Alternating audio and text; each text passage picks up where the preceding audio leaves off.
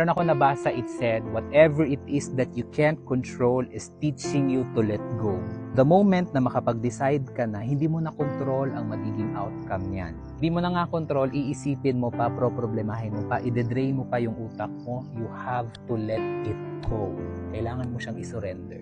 Surrender mo na yan. Nilagay ka na ni God, ni universe sa sitwasyon na hindi mo na kayang kontrolin, isurrender mo na yan. You have to let things flow.